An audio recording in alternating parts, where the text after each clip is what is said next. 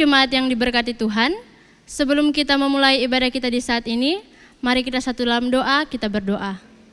Bapa yang baik, terima kasih, kami bersyukur untuk setiap kebaikan-Mu dalam kehidupan kami. Terima kasih atas penyertaan-Mu dalam kehidupan kami. Saat ini Tuhan, kami akan memulai ibadah kami serahkan ibadah kami ini ke dalam tangan-Mu, kiranya dari awal, pertengahan, hingga berakhirnya, hanya boleh jadi dalam tangan-Mu yang penuh dengan kasih. Hanya di dalam nama Tuhan Yesus kami serahkan ibadah kami ini. Haleluya, amin. Selamat beribadah, Tuhan Yesus memberkati.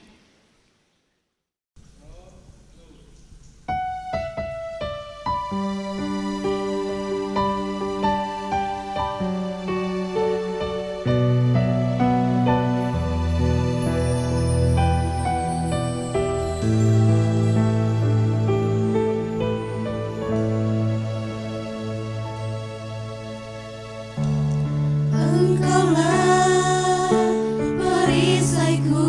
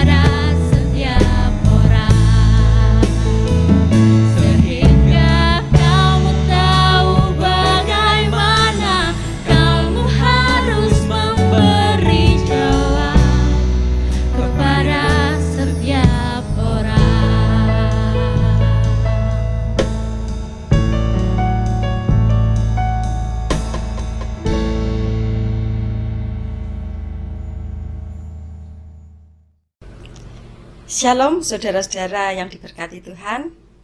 Saat ini kita bersama-sama mau mendengarkan kebenaran firman Tuhan. Tetapi sebelumnya mari kita persiapkan hati kita, mari kita berdoa.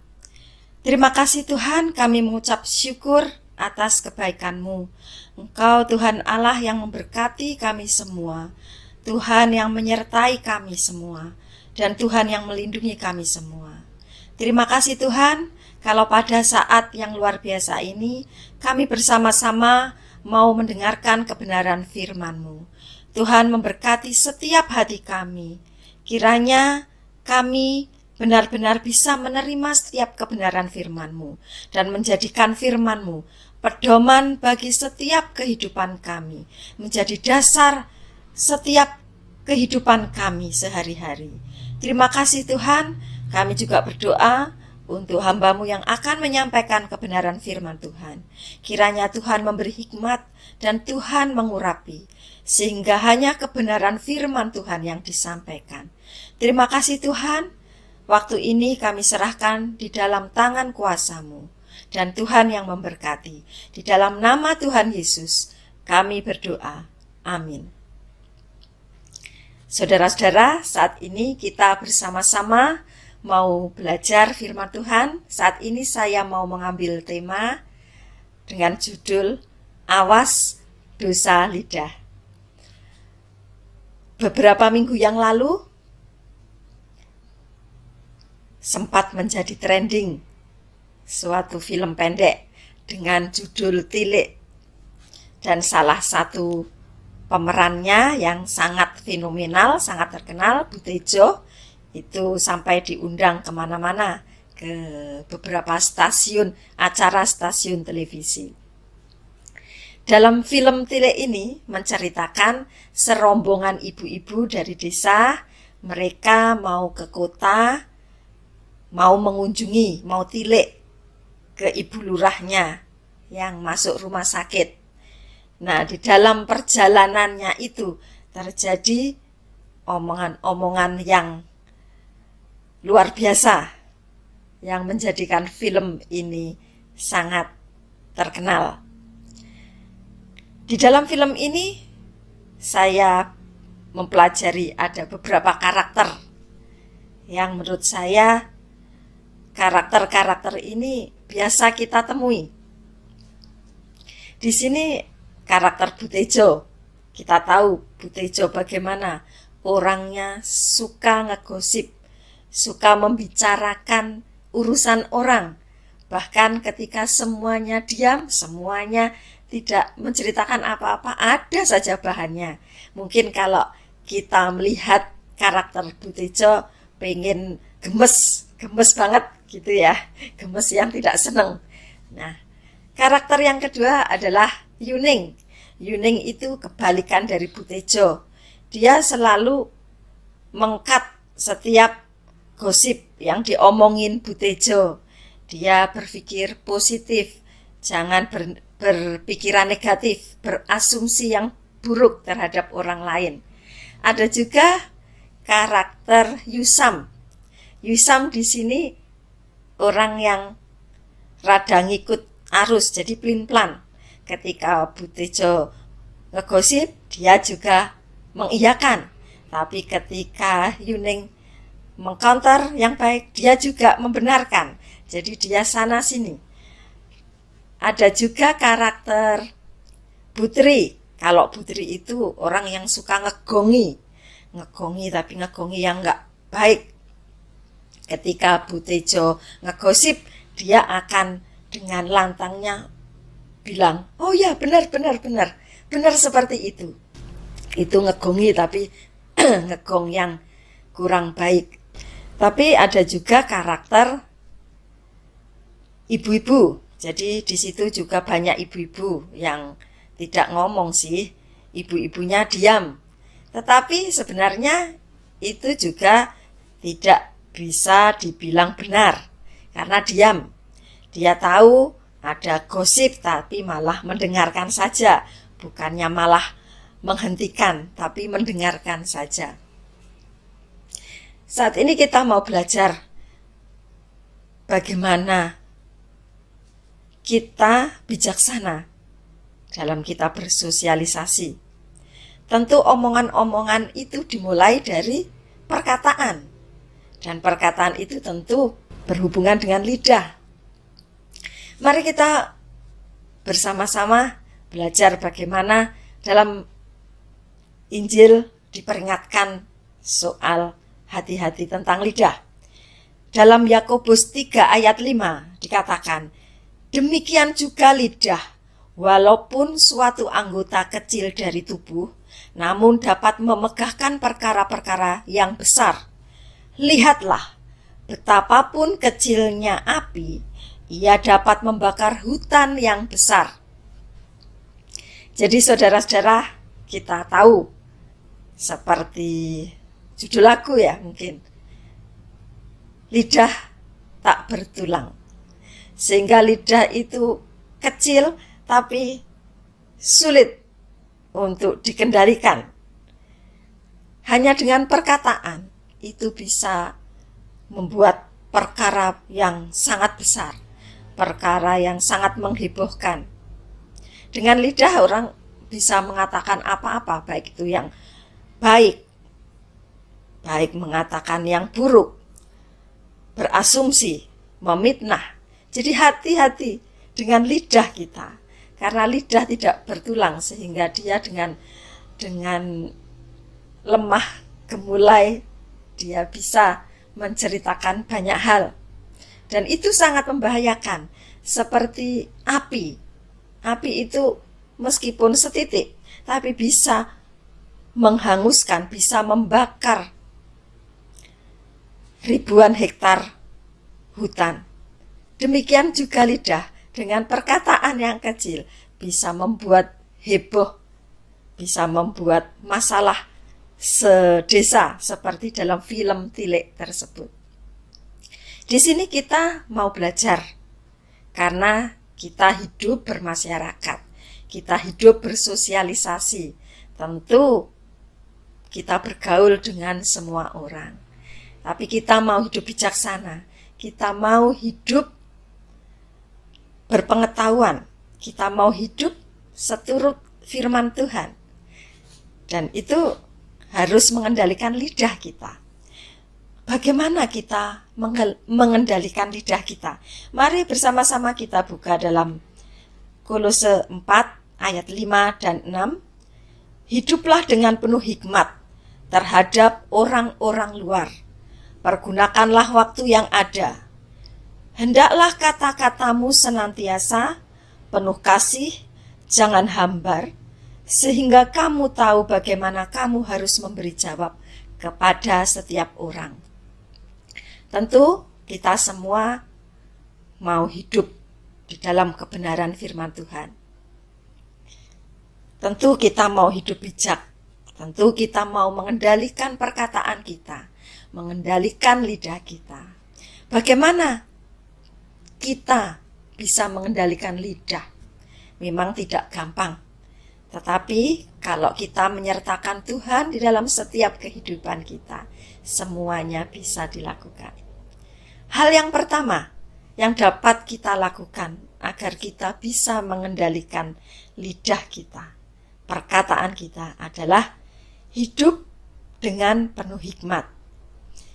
Hidup penuh hikmat adalah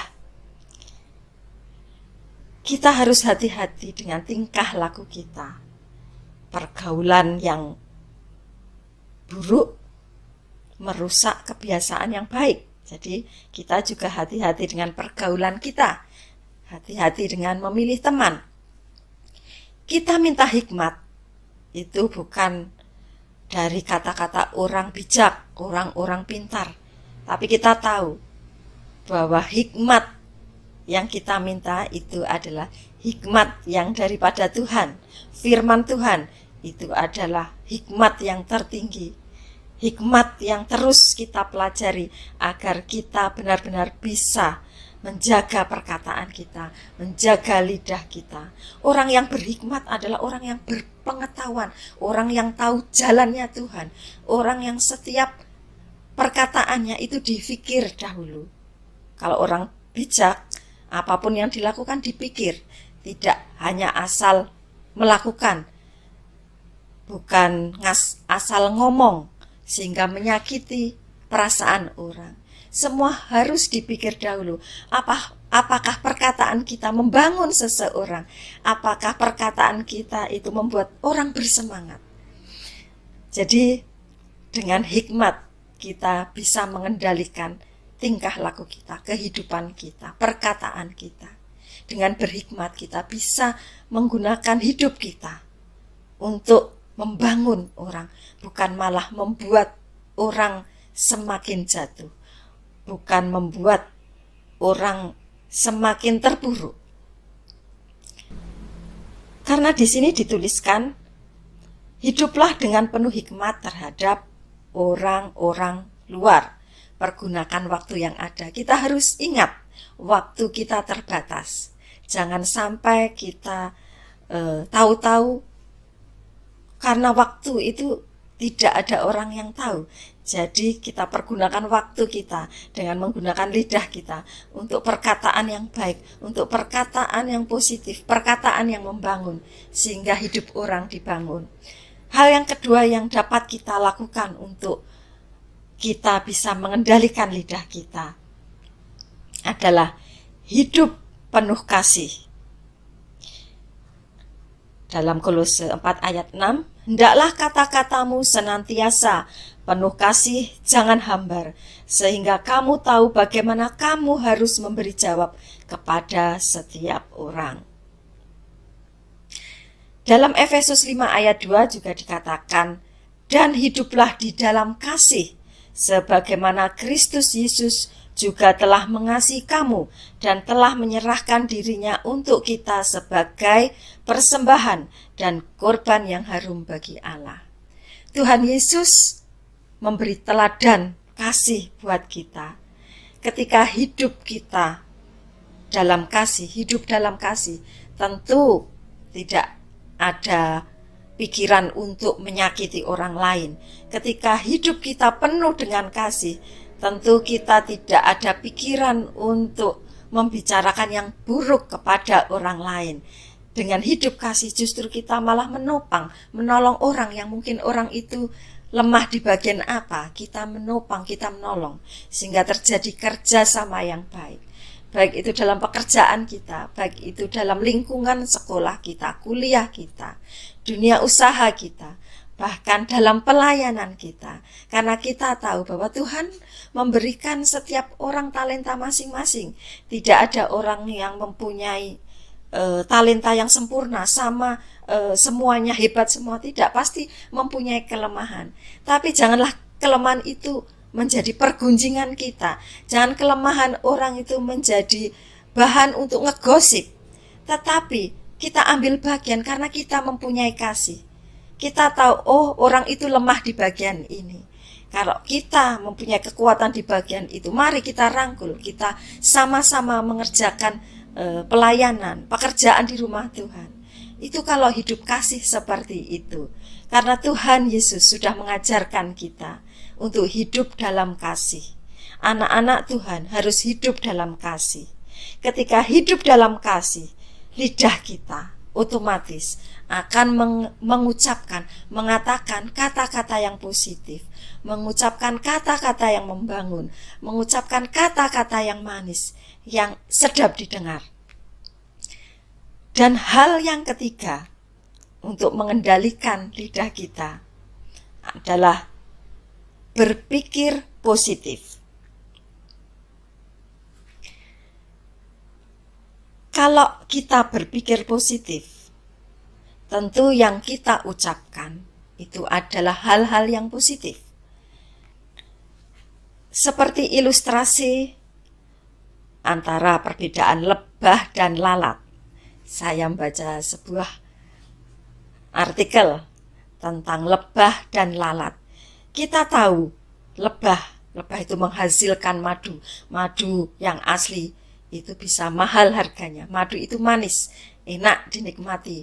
Madu itu bermanfaat bagi kesehatan manusia. Dan kita tahu lebah itu dia secara otomatis Dia menyukai hal-hal yang baik. Dia menyukai bunga. Bunga itu kan indah. Bunga itu yang harum. Naluri lebah. Dia suka hal-hal yang baik. Suka hal-hal yang harum. Berbeda, kebalikan dengan lalat. Kita tahu lalat bagaimana dia hidup. Dia hidup sangat menjijikkan. Lalat itu, dia menyukai hal-hal yang kotor. Kita tahu lalat suka hinggap di bau yang busuk. Bau yang sangat menyengat. Bau yang amis. Bau yang kurang sedap. Secara otomatis lalat akan menyukai hal-hal tersebut. Dan kita tahu apa yang dihasilkan dari lalat. Tentu banyak kuman-kuman yang menempel di dalam dirinya. Hal ini kita dapat belajar. Kita dapat belajar bagaimana lebah hidup, bagaimana lalat hidup.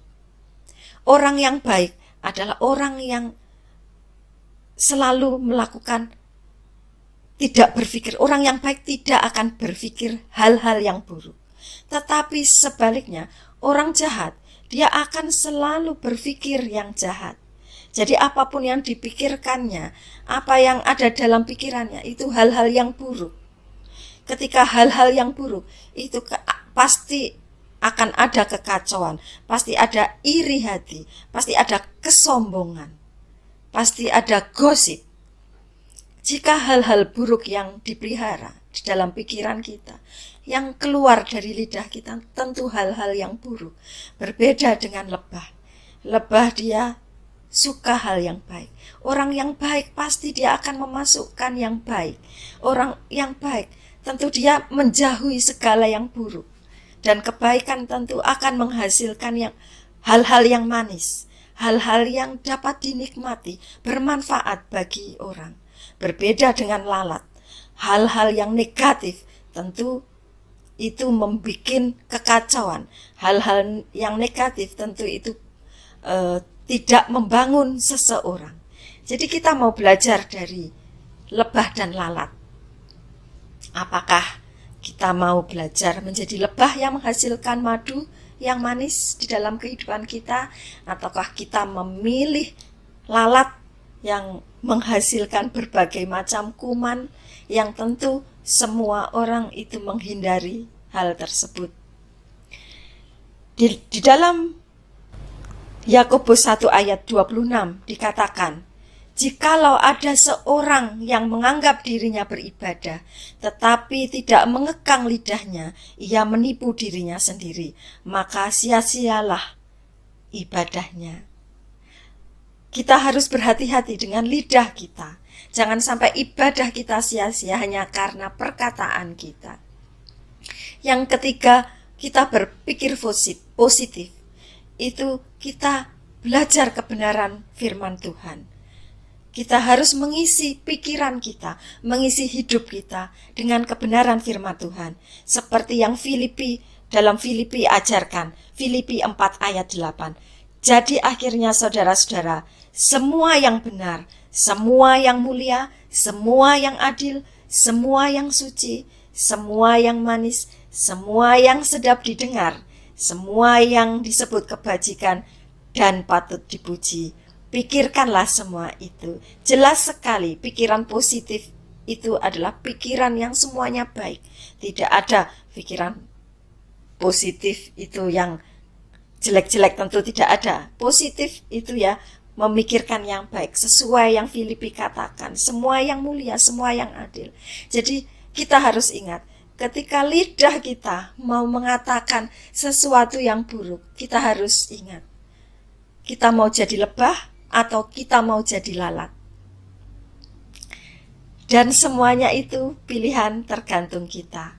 Terkadang kita bisa saja mengatakan hal-hal yang manis, tetapi dalam hati kita itu tidak baik.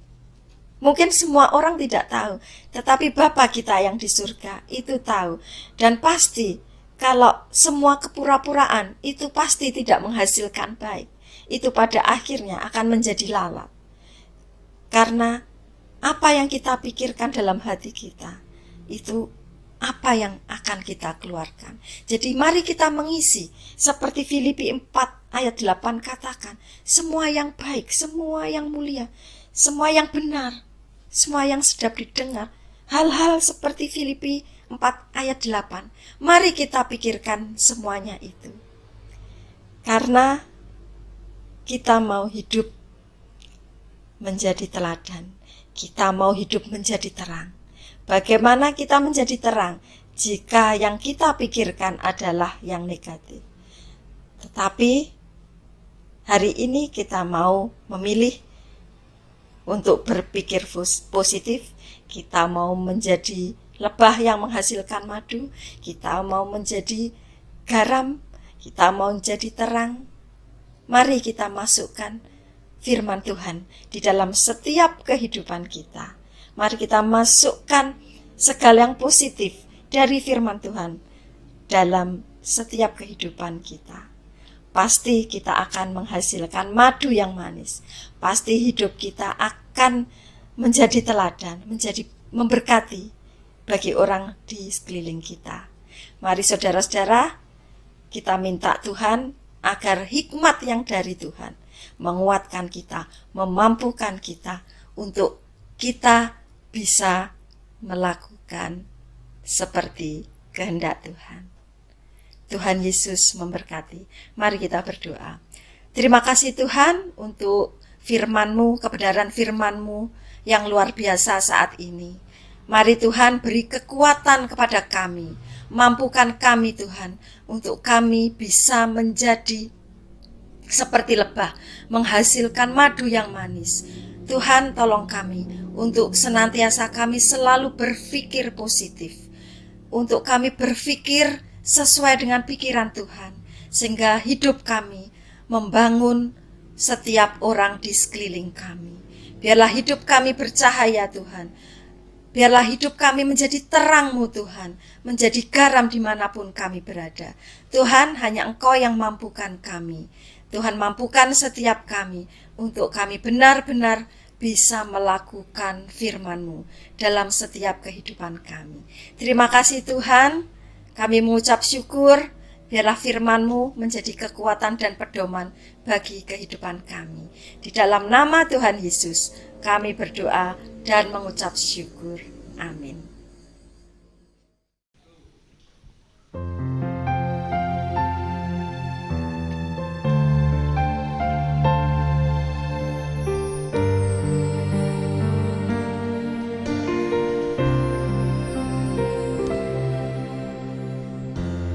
Jagalah hatimu dengan segala kewaspadaan.